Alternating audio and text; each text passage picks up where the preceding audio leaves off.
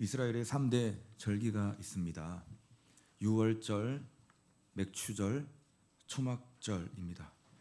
그럼 그 중에서도 가장 중요한 절기를 꼽으라고 한다면 아마도 유월절이지 않나라고 생각합니다. 여러분, 유월절은 이스라엘 백성들이 애굽의 노예 상태에서 해방된 것을 기념하는 소위 해방 기념절입니다. 유월절은 우리 개신교회에서는 지금 지키고 있지 않지만 예수님 당시에는 철저하게 지켰던 절기였고 예수님도 유월절을 지키셨습니다. 예수님은 지금 십자가를 져야 할 그 고난의 시간이 점점 다가오고 있음을 아시고 제자들에게 유월절 식사를 지금 준비하라고 하셨어요.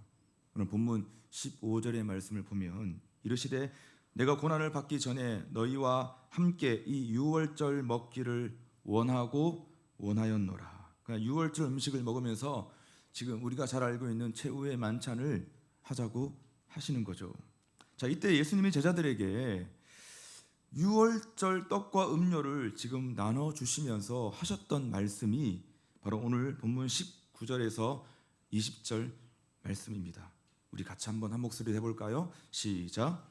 또 떡을 가져 감사 기도하시고 떼어 그들에게 주시며 이르시되 이것은 너희를 위하여 주는 내 몸이라. 너희가 이를 행하여 나를 기념하라 하시고 저녁 먹은 후에 잔도 그와 같이 하여 이르시되 이 잔은 내 피로 세우는 새 언약이니 곧 너희를 위하여 붓는 것이라. 아멘. 그러니까 이때 사용되어진 떡은요, 지금 예식을 위해서 따로 준비한 떡이 아니라 예수님이 지금 의미를 부여하심으로 직접 제정하신 것입니다. 유월절 식사 중에 지금 예수님이 제정하신 거예요. 그래서 오늘은 우리가 성찬식을 또 함께하는 성찬주일로 또한 종료주일로 우리가 함께 예배하고 있는데요. 오늘 말씀 이후에 성찬하기 전에 유월절에 예수님이 제정하셨던 그 성찬의 의미와 메시지 그리고 그 축복이 무엇인지에 대해서 우리가 한번 묵상해보고 또 살펴볼 수 있는 시간이 되면 좋겠습니다. 성찬의 의미와 메시지는 첫째로 바로 기념하는 것입니다. 여러분, 이스라엘은 유월절 절기를 철저하게 지켰습니다. 왜냐하면 아까 말한 바와 같이 유월절이 주는 교훈과 메시지가 너무나 중요하기 때문입니다. 하나님이 애굽 땅에서 종살이 하던 나를 구원하셨다. 그게 바로 유월절을 지키는 의미였고 그것을 기념하는 절기였습니다. 그러니까 이 유월절을 잊어버리면요, 우리의 신앙의 근간이 흔들리는 거고 아무것도 남지 않게 되는 겁니다. 하나님이 나를 구원하신 것, 애굽에 종살이하고 있었던 나를 구원해 주신 것을 기억하는 것, 여러분, 이보다 더 중요한 신앙의 본질이 어디 있겠습니까? 조금 긴데 신명기 8장 13절에서 18절까지의 말씀을 제가 한번 읽어드리겠습니다. 여러분이 한번 눈으로 같이 따라와 주시면 좋을 것 같아요. 또 내 소와 양이 번성하여 하며 내 은금이 증식되며 내 소유가 다 풍부하게 될 때에 내 마음이 교만하여 내 하나님 여호와를 잊어버릴까 염려하노라. 여호와는 너를 애굽 땅 종되었던 집에서 이끌어내시고 너를 인도하여 그 광대하고 위험한 광야 곧 불뱀과 전갈이 있고 물이 없는 간조한 땅을 지나게 하셨으며 또 너를 위하여 단단한 반석에서 물을 내셨으며 내 조상들도 알지 못하던 만나를 광야에서 내게 먹이셨나니 이는 다 너를 낮추시며 너를 시험하사 마침내 내게 복을 주려 하심이었느니라. 내 하나님 여호와를 기억하라. 그가 내게 재물을 얻을 능력을 주셨습니다. 이같이 하심은 내 조상들에게 맹세하신 언약을 오늘과 같이 이루려 하심이니라. 아멘. 여러분, 지금 이 신명기 말씀이 뭐냐 하면 이런 거예요. 지금 출애굽한 이스라엘 백성들을 저기 가나안 땅이 보이는 그 광야 끝에다가 모아놓고 야, 너희가 이제 저기 약속의 땅, 저기 축복의 땅에 들어간다 할지라도 절대 나를 잊으면 안 돼. 절대 나를 배신하면 안 돼라고 지금 말씀하셨던 장면이 바로 이 신명기 말씀이었던 겁니다. 나는 너희를 종되었던 애굽에서 인도하여 낸 여호와라. 아멘. 너희가 어떻게 출애굽을 했고 너희가 어떻게 이 광야를 지났고 그래서 구원을 받았는지 절대 그 은혜를 잊어버리면 안 된다는 거죠. 여러분, 이처럼 죄의 속성이라고 하는 거는요, 잊어버리는 거예요. 하나님의 은혜를 잊어버리는 거예요. 내가 어떻게 구원을 받았고 지금 이 자리까지 오게 되었는지 잊어버리는 거예요. 여러분, 그게 가장 심각한 죄의 속성이에요. 은혜 받을 때가 있고 그걸 기억할 때가 있는데 조금만 내가 살다 보면 금세 금방 잊어버리는 거예요. 수련회하고 선교 갔다 오고 부흥회하면서 가슴 깊이 그것을 기억하고 느꼈는데 또 열심히 또 일하고 살다 보니 우리의 모든 현실 세계에서 달려가다 보니 잊어버리게 되는 거예요. 여러분, 그것이 우리 안에 있는 가장 심각한 죄의 속성인 겁니다. 반대로 은혜의 속성은 뭐냐 하면 기억하는 거예요. 그 은혜를 은혜로 여기고 그 은혜를 은혜로 알고 날마다 그것을 기억함으로 살아가는 그 속성이 바로 은혜의 속성이다라고 하는 사실입니다. 그러니까 지금 신명기 말씀 보면서 야, 너희가 절대 어떻게 지금 출애굽을 했고 광야를 지났고 어떻게 이 약속의 땅 이 자리까지 오게 되었는지 너희가 그 땅에 가더라도 절대 잊어버리면 안 돼라고 지금 하나님이 신신당부를 하시는 거죠. 여러분, 왜 잊으면 안 되는 겁니까? 그 은혜를 잊으면 고통의 역사는 재현되기 때문입니다. 여러분, 그래서 우리가 기념일을 지키는 거고 절기를 지키는 거예요. 우리가 3.1절을 지킵니다. 8.15 광복절을 우리가 지키는 거예요. 그럼 그걸 왜 지키는 것입니까? 용서는 하되 치욕적인 그 모든 역사는 잊지 말자는 거 아닙니까? 우리 같이 해봅시다. 용서는 하되 치욕적인 역사는 잊지 말자. 그게 우리도 지금 지키고 있는 그 모든 기념일 8.15 광복절을 우리가 지키는 거예요. 자, 그러나 우리는 자꾸만 잊어버립니다. 죄인이라서 자꾸 잊어버리는 거예요. 내가 어떻게 구원을 받았는지, 내가 얼마나 크고 놀라운 은혜를 받았는지, 여러분, 그 은혜의 원천을 우리는 계속적으로 잊어버리고 살아가는 겁니다. 자, 그래서 예수님이 지금 이 유월절에 성찬 예식을 명하는 겁니다. 유월절의 의미와 예수님의 살과 피를 기념하는 이 성만찬의 의미는 사실 본질적으로 같은 것이기 때문인 거예요. 하나님 이스라엘 백성들을 유월절을 통해서 너희 구원을 잊지 말아라. 패스오버 했지 않냐? 지나갔다. 죽음을 지나가고 사망을 지나가고 너희가 애굽 땅에 종되었던 삶의 자리에서 너희가 구원을 받았다라고 하는 이 유월절의 의미와 예수 그리스도의 살과 피를 통해서 십자가를 통해서 우리가 구원을 받았다라고 하는 그 의미가 일맥상통하기 때문에 예수님은 유월절에 지금 성찬 예식을 명한 것입니다. 19절 하반절 말씀 보니까 너희가 이를 행하여 나를 기념하라. 지금 나를 기념하라고 했는데요, 이 말이 뭐냐? 이 말은요, remember me라는 거예요. 나를 기억하라는 거예요. 기념하라고 하는 말은 다른 말로 더 구체적인 그 문장으로 우리가 바꾸면 기억하라는 거예요. 내가 어떻게 구원을 받았는지, 내가 어떻게 이 축복의 자리에 이르게 되었는지를 기억하라는 겁니다. 아멘. 우리가 사실 이걸 다 망각해버리는 것이에요. 이 정도 사는 것도 여러분 하나님의 은혜로 우리가 여기까지 오게 된 것인 줄로 믿습니다. 지금 여러분의 삶이, 너희들의 삶이 아니라 여러분의 삶이 지금 그만큼 사는 것도 여러분, 이것은 우리가 받을 수 없는 은혜와 하나님의 축복을 받은 것이에요. 이걸 아는 자가 은혜를 받은 자요.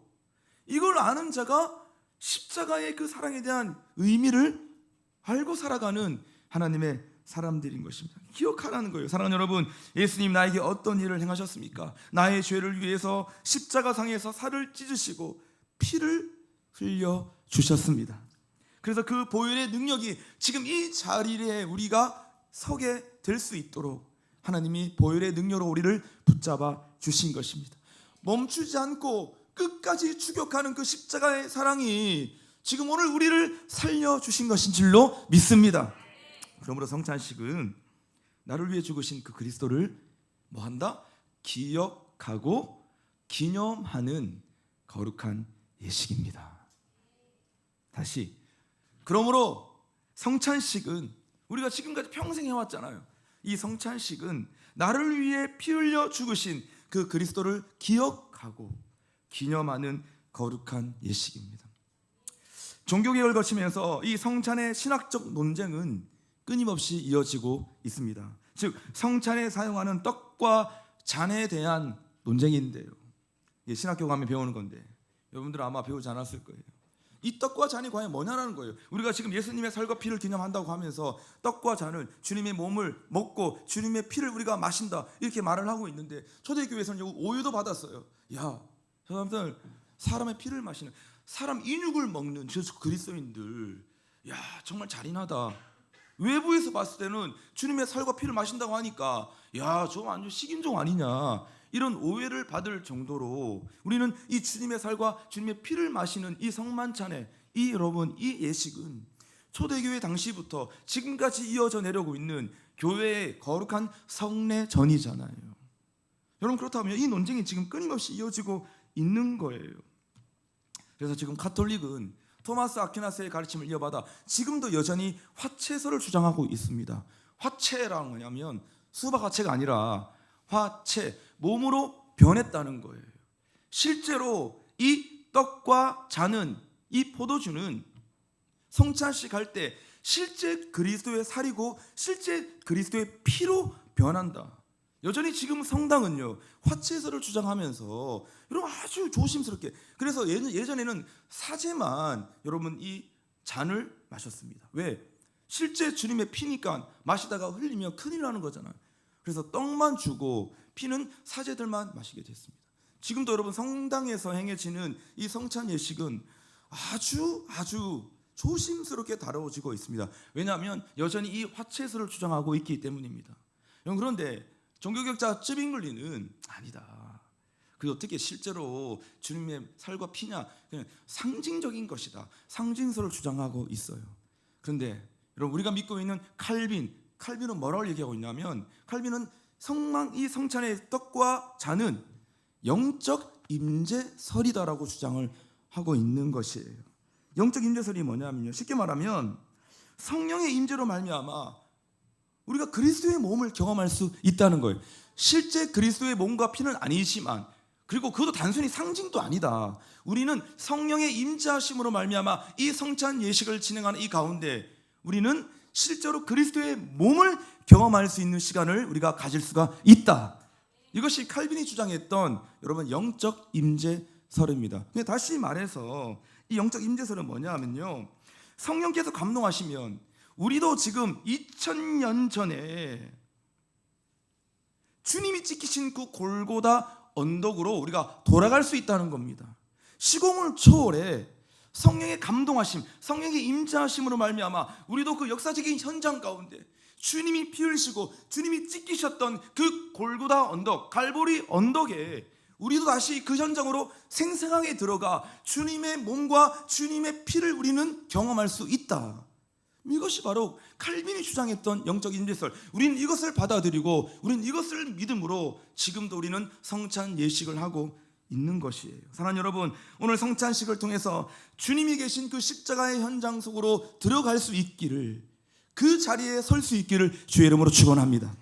그 현장에 들어가서 내가 얼마나 큰 사랑을 받았는지, 내가 얼마나 큰 은혜를 받았는지, 내가 얼마나 소중한 존재인지를 우리가 생생하게 느낌으로 인해서 이 영적 기억력이 우리 안에 회복될 수 있기를 주의 이름으로 축원합니다. 왜? 기억하는 거니까요. 성찬식은 주님의 살과 주님의 피를 기념함으로 하나님의 십자가의 사랑을 우리가 기억하는 것이니까요. 세상에 그 어떤 것도 그 무엇도 이 사랑을 흉내낼 수가 없어요. 로마서 5장 8절이 그것을 고스란히 여러분 담고 있는 말씀이 있잖아요. 우리 같이 한번 읽어볼까요? 시작.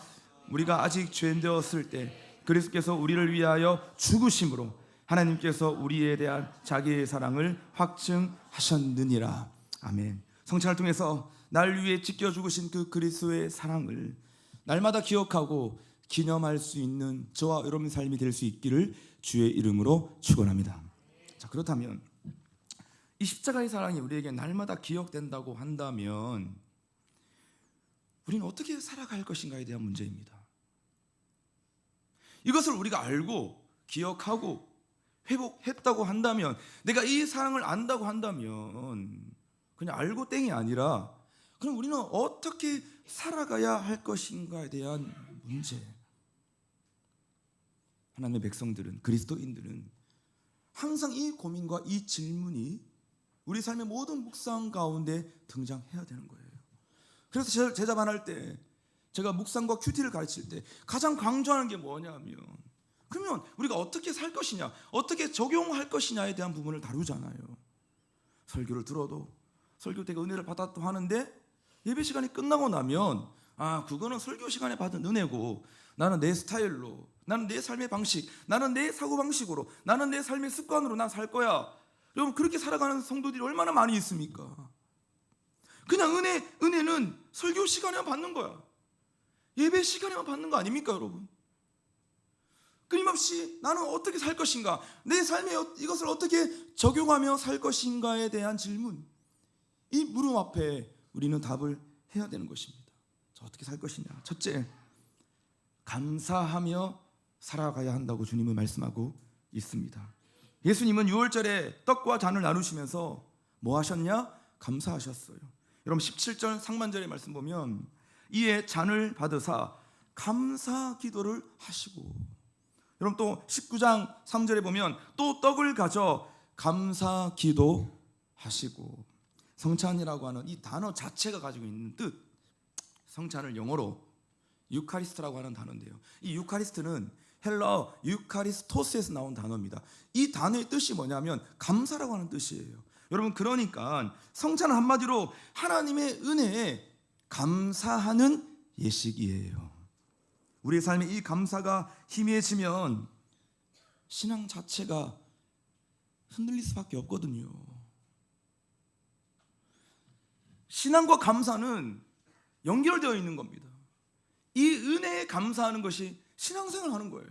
신앙생활 하는 것이 이 은혜에 감사하는 것이에요. 아멘. 여러분, 이 감사와, 제가 늘 감사에 대한 부분을 얘기할 때마다 늘 제가 강조하잖아요. 내 삶에 지금 신앙이 무너졌다, 즉시 내 삶에 지금 무엇으로 나타나냐면 감사가 무너진 거예요. 나는 이것도 안 되고, 이것도 결핍이고, 나 이것도 힘들고, 항상 여러분 원망하고 불평하면서 결국은 뭘 말하는 거냐면 은혜 안에 감사하는 삶이 무너진 거예요. 내가 얼마나 지금 구원받은 자로서, 내가 얼마나 주님의 은혜와 은사로 내가 얼마나 복된 삶을 살아가는지, 여러분 그 감사의 영역이 무너졌다는 것은 지금 내 안에 신앙이 무너졌다는 것입니다.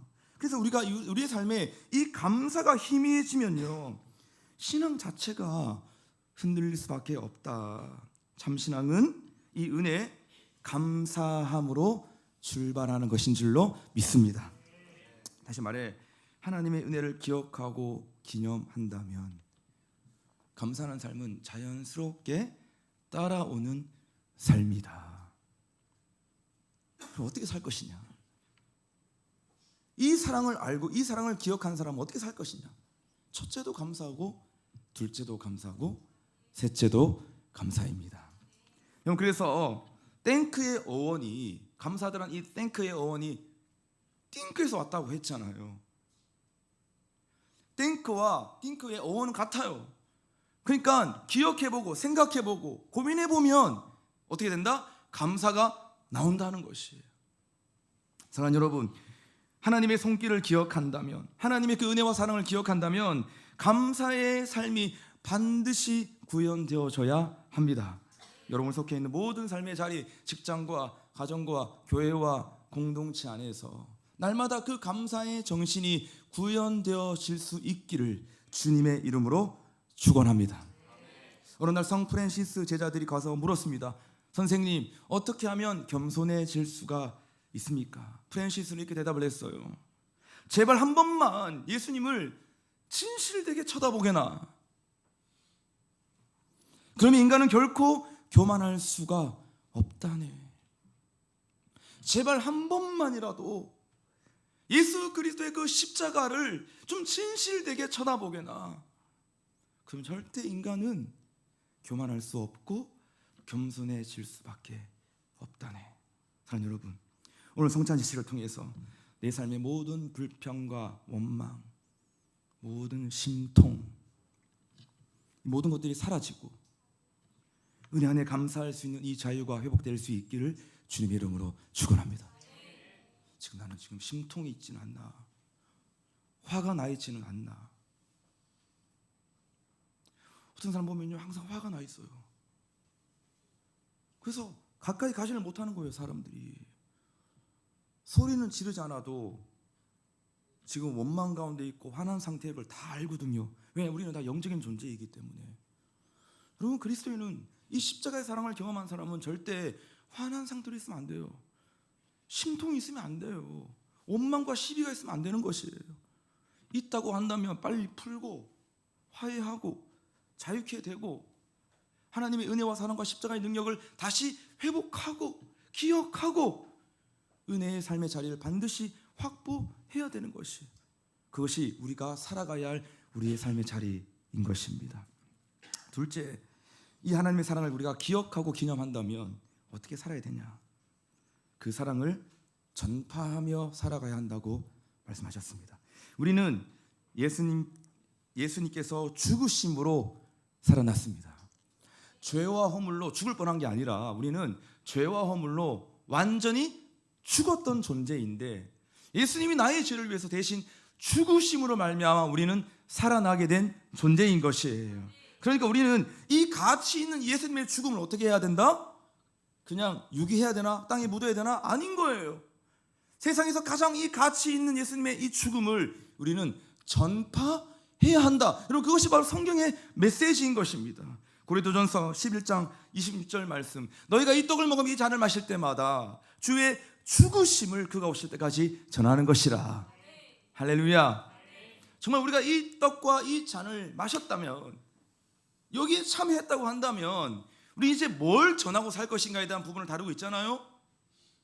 뭘 자랑할 것이냐, 나를 위해 우리를 위해 십자가에서 죽으신 그 주님의 죽으심을 나는 평생 전파하며 살아가는 그 전파자로 나는 내 남은 모든 여생을 내가 보내겠다. 내가 여기에 올인하고 내가 여기에 집중하겠다.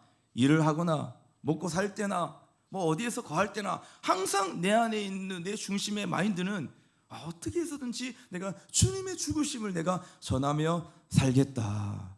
이게 누구다? 성전에 참여하는 자들이 가져야 할 삶의 자리라고 하는 사실인 거예요. 참 신기하게도 십자가 사랑이 내 안에 충만하면요, 내가 이 십자가를 전하고 살겠다라고 하는 이 마음의 결심이 자꾸 새롭게 서요.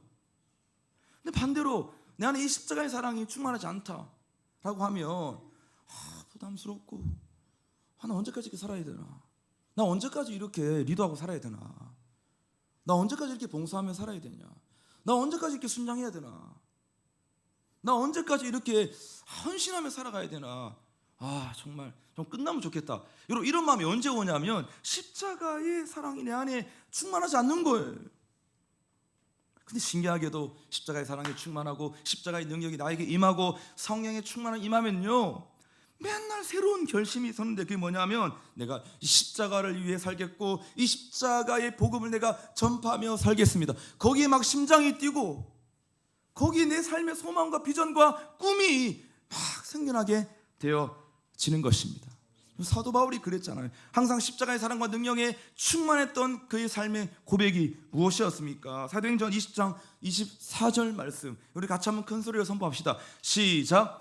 내가 달려갈 길과 주 예수께 받은 사명 곧 하나님의 은혜의 복음을 증언하는 일을 마치려 하면은 나의 생명조차 조금도 귀한 것으로 여기지 아니하노라. 아멘. 항상 이 십자가의 사랑에 충만했던 사도 바울은 내가 이 복음을 증언하는 삶, 이 복음을 전파하는 삶, 내 목숨과 생명도 내가 아까워하지 않고 내가 이것을 위해 살겠다라고 하는 다짐과 결심과 결단이 항상 바울의 삶 속에 생겨났던 것입니다. 사랑하는 여러분, 전도는 다름이 아니라 내가 만난 예수님을 자랑하는 거예요. 아멘. 복음을 전하는 것은 내가 만난 예수님을 소개하는 거예요. 의미 없는 내 삶에 찾아와 진정한 행복을 안겨다 준 그 예수 그리스도를 날마다 소개하는 거예요. 알려주는 거예요. 형제님 보세요. 자매님, 태신자님 보세요. 제 삶에 의미가 없었거든요. 저는 제 평생 학교 다닐 때나 대학 다닐 때 저는 의미 없이 캠퍼스를 누볐고 그 캠퍼스 밤골 그 뒷골목을 누비며 그렇게 살았던 인생인데, 제가 20대 중반에 제가 주님을 만나고 내 삶에 비전이라는 것이 생겼고 내 삶에 소망이라는 것이 생겼고, 나 앞으로 한번 잘 살아보겠다라고 하는 그런 삶의 행복이 생겼습니다. 근데 그 행복을 나에게 누가 가져다 줬냐면 바로 예수님이라고 하는 분이 나에게 그 희망과 소망을 안겨다 주셨어요. 그러니까 그 예수님, 당신에게도, 형제님 자매님에게도 제가 소개하고 싶어요. 이게 전도 아니겠습니까? 뭐 특별한 게 없잖아요. 우리가 좀 감동적인 영화 한 편만 봐도 그 영화 꼭 봐야 된다고, 넷플릭스에 뭐 좋은 거 한번 제대로 뜨면 그 요즘 1인데 그거 꼭 보셔야 된다고. 목사님 그건 꼭 보셔야 돼요. 요즘 그게 1위라고 해요. 만나는 사람들마다 그 영화, 드라마, 넷플릭스 그렇게 막 소개하고 자랑하면서 의미 없는 내 삶에 찾아와 행복을 안겨다 준 그 예수 그리스도는 일체 소개하는 데 관심이 없는, 성도들 중에 간혹 가다가 우리 교회에 멈추지 않는 이 전도와 선교의 열정, 이 모습을 보면서 조금은 불편해할 수 있고 조금은 부담스러워할 수 있다고 생각합니다. 여러분, 제가 왜 이걸 모르겠습니까? 제가 그래도 이렇게 무딘 사람이 아닌데. 그런데 여러분, 괜찮다고 봐요. 왜? 우리는 우리가 해야 할 일을 하는 거니까요. 그래서 5월 26일 행충 예배 때 여러분이 작정한, 여러분이 잉태한 그 태신자를 초대해서 참 행복을 이어주는 여러분 그 행복한 사람들의 축제가 되면 참 좋겠습니다. 내 안에 그리스도의 사랑이 있다면 그 그리스도의 사랑을 또 이어주는, 여러분 그거 우리가 이미 이제 다 알고 있는 거 아니겠습니까? 이게 바로 성찬을 받은 자들이 살아가야 할 삶의 자리라고 성경을 우리에게 증언해 주고 있는 것입니다. 제일 행복한 것, 성도의 삶 속에서 제일 행복하고 제일 기쁜 삶은 여러분 결국은 복음을 전하는 거 아니겠습니까? 이 복음을 전하는 기쁨, 이거 빨리 맛보아야 되는 거예요. 한 사람에게, 누군가에게 예수의 복음을 전해주고 그 사람은 예수를 알고 또한 그리스도를 섬기는 하나님의 사람으로 점점점 변해가는 그 모습 보는 거, 여러분 그것이 정말 모든 그리스도인, 모든 성도들이 누릴 수 있는 가장 큰 기쁨 아니겠습니까? 근데 우리도 빨리 이 기쁨을 맛보아야 되는 거예요. 혹시 여러분 중에 예배의 기쁨을 맛본 분들이 있습니까? 예배의 기쁨을 맛보니까 항상 이 예배 자리에 달려오는 거 아니겠습니까? 혹시 여러분 중에 기도의 기쁨을 맛본 분들이 있습니까? 혹시 말씀 묵상의 기쁨을 맛본 분들이 있습니까?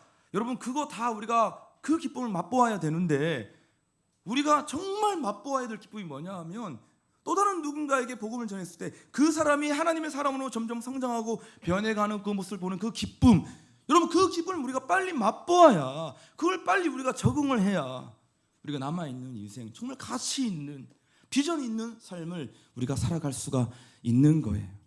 우리 일상 속에 크고 작은 기쁨들이 있잖아요.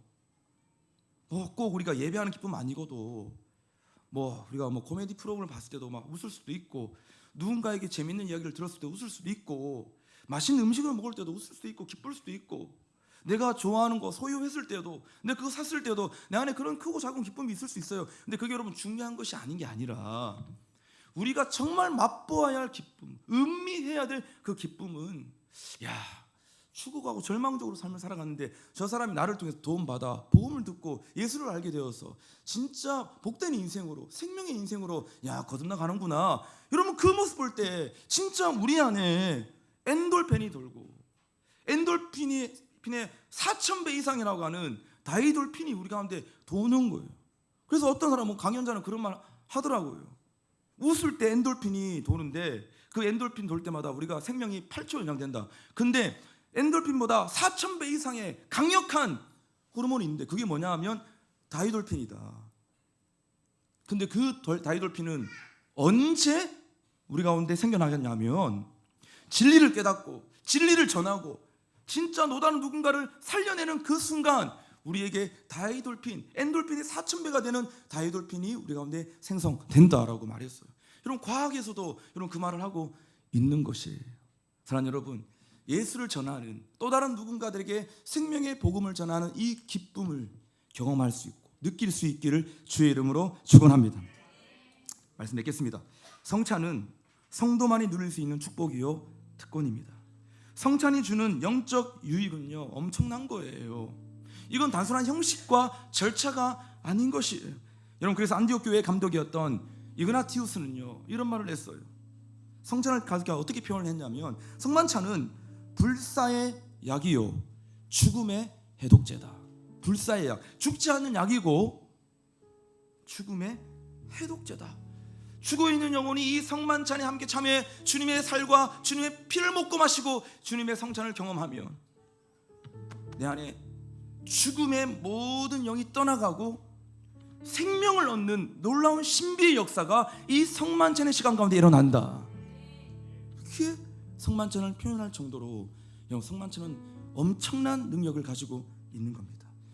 또 말하기를, 만일 너희들이 주의 만찬에 자주 모이면 사탄의 세력은 무너지는 것이다. 성만찬은 성도들에게서 가장 큰 축복이요 가장 큰 은혜의 방편이라고 말하고 있는 겁니다. 그래서 과거 교회는요, 옛날 교회 어르신들 성찬에 참여하지 못하는 게, 교회가 성찬에 참여하지 못하도록 하는 그 징계가 교회가 줄 수 있는 최고의 벌이었어요. 아무개 권사는 장남을 불신자와 결혼시켰으므로 6개월간의 수찬 정지에 처한다. 수찬 정지라고 하는 것은 성찬을 받는 것을 금한다는 거예요. 아무개 장로는 무단으로 주일을 3번 범하였으므로 6개월간 근신케 하고 수찬 정지에 처한다. 여러분, 옛날 과거 교회는요 이랬어요. 우리가 지금 들으면 막 비웃겠죠, 웃겠죠. 뭐 그거 안 하면 되지 뭐. 치사하네 하면서 그냥 그거 안 하고 집에 갈게요. 그냥 그러고 갈 거예요. 그런데 우리의 선조들은 성찬에 참여하지 못하게 하는 거, 그것을 가장 큰 벌로 여겼다는 겁니다. 수찬 정지를 당하면 금식하고 회개하면서 그 시간을 주님 앞에 근신하는 시간들로 가셨던 것이에요. 여러분, 그래서 그만큼 성찬이 중요하다는 겁니다. 여러분들이 평생 수십 년 동안 성찬 시간 할 때마다 오늘 또 뭐 포도주 마시는 날이네 하면서 막 그거 진짜 포도주인지 포도주 쓰냐 막 이러면서 막 진짜 실제로 포도주로 하면 안 되겠냐고 막 하면서 막 그건 큰일 납니다. 진짜 초대교회에 준비되지 않는 성찬에 참여했다가 질병에 처하고 실제로 죽는 사람도 있었어요. 고린도전서 11장에 나오잖아요. 어제 제가 리더들에게 읽어줬잖아요. 그 말씀. 너희가 만일 준비되지 않았다면 참여하지 말아라. 그렇게 말씀할 정도로 여러분, 이 시간은 아주 엄중한 시간이고 엄숙한 시간이에요. 거룩한 시간인 것이에요. 오늘 이 의미를 잘 새겨서 성찬을 통해 특별한 하나님의 은혜를 경험하고 십자가의 능력 가운데 나아가 그 주님의 멈추지 않는 사랑을 더 기억해 볼 수 있는 시간 될 수 있기를 주님의 이름으로 축원합니다. 아멘. 자리에 일어나셔서 우리 함께 찬양하십시다.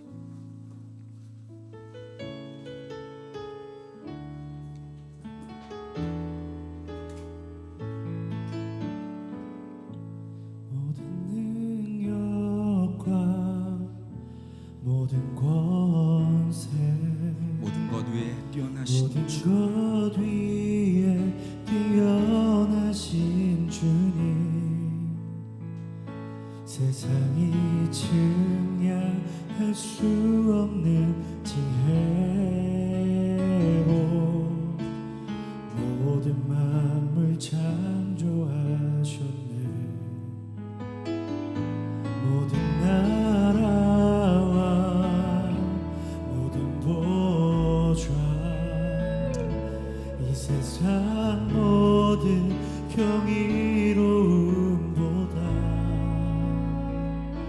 이 세상 모든 값진 보물보다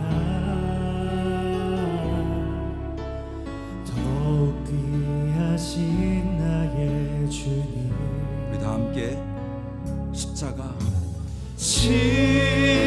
십자가 고통당하사 버림받고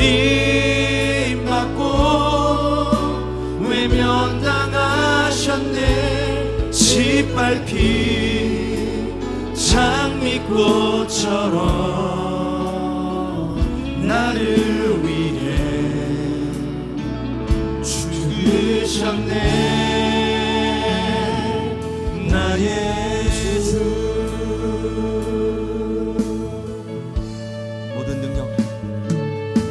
능력과 모든 권세 모든 것 위에 뛰어나신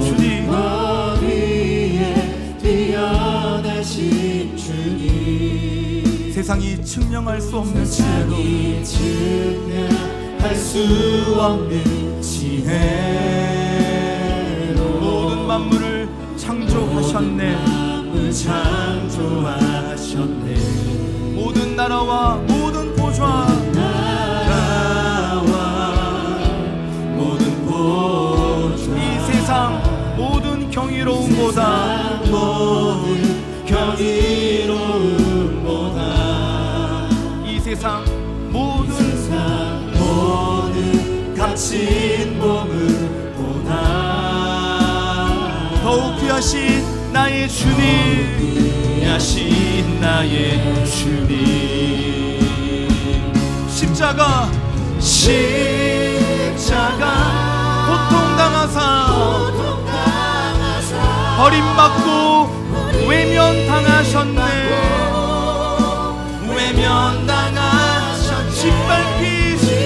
짓밟힌 장미꽃처럼 나를 위해 죽으셨네. 나의 주.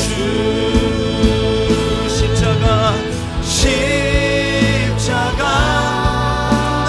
고통당하사 버림받고 주님은 외면당하셨습니다. 짓밟힌 장미꽃처럼 나를 위해 죽으신 주님을 찬양합니다. 나의 한번 우리 두 손 높이 들고 십자가 고통당하사 버림받고 외면당하셨네. 짓밟힌 장미꽃처럼 나를 위해 죽으셨네. 나의 한번 우리가 마지막으로 십자가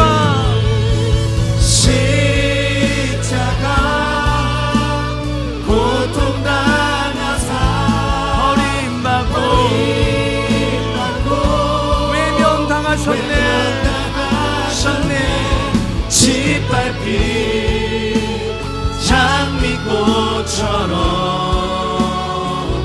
나를 위해 죽으셨네. 나의 주. 우리가 함께 주님의 몸과 주님의 피를 우리가 함께 먹고 마시며 기념할 것인데, 기념한다는 것은 주님의 그 십자가의 사랑과 죽음을 기억한다는 겁니다. 여러분, 우리가 주님의 사랑과 십자가에 대한 기억이 없는 사람들은 오늘 여러분 이 성찬에 참여하지 않으셔도 좋습니다. 근데 우리가 성찬하기 전에 이 성찬은 기억해야 한다. 너희가 절대 잊으면 안 된다. 너희가 어떻게 구원을 받았는지, 어떻게 이 자리에 서게 되었는지 절대 잊어버리면 안 돼. 절대 잊어버리면 안 돼. 망각하지 말고 반드시 기억함으로 다시 그 사랑을 회복해야 해. 그것이 성찬에 참여하는 중요한 메시지인 것이. 우리 한번 기도하시겠습니까? 하나님, 식어버린 그 십자가의 사랑과 능력이 내 안에 다시 기억되게 하여 주옵시고, 다시 살아나게 하여 주옵시고, 주의 몸과 주님의 피를 먹고 마시고 성찬에 참여할 때에 강력한 십자가의 사랑과 그 능력이 우리 안에 다시 회복되어질 수 있는 이 시간 되게 하여 주옵소서. 주님 무릎 꿇고 함께 이것을 위해 기도하며 성찬을 준비하십시다.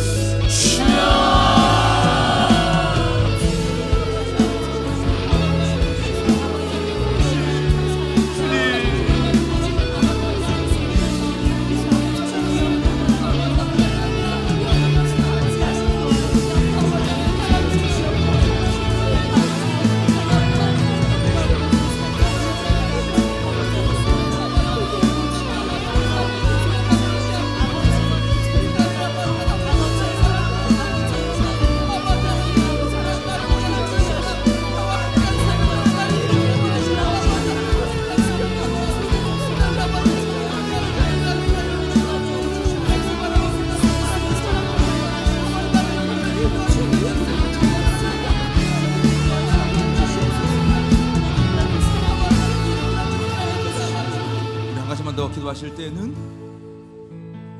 이 사랑을 우리가 기억했다면 성찬에 참여하는 자는 그럼 어떻게 살 것이냐에 대해서 주님 우리에게 말씀해 주고 계십니다. 어떻게 살아야 됩니까? 모든 원망과 불평과 시비와 심통을 내려놓고 우리는 다시 감사하는 자리로 들어가야 되는 것이, 이 감사는 우리의 신앙과 직결되는 것이다. 하는 내 삶에 다시 감사가 회복되게 하여 주옵소서.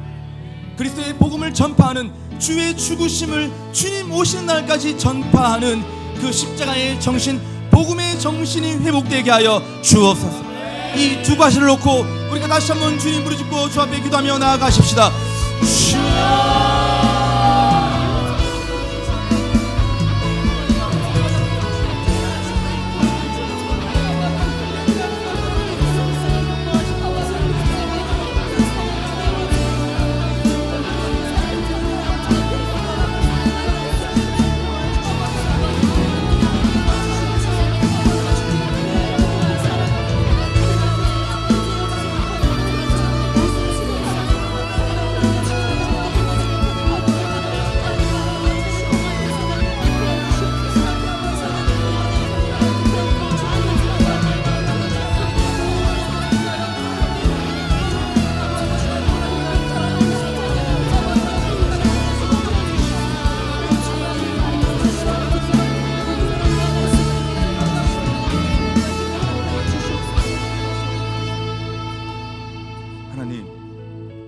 함께 이 성찬에 참여할 때에 우리가 떡과 잔을 먹고 마실 때 성령의 임재와 감동하심으로 2000년 전 나를 위해 지키신 그 골고다 언덕으로 들어가 보다 생생하게 주님의 사랑과 주님의 십자가의 능력을 경험할 수 있는 성찬 예식이 되게 하여 주옵소서. 주님의 사랑을 더 뜨겁게 기억하고 우리의 구원을 더 뜨겁게 기념함으로 십자가의 정신과 그 복음의 능력을 회복하는 시간으로 인도하여 주옵소서. 함께 하실 그 주님을 소망하오며 예수 그리스도의 이름으로 기도하옵나이다.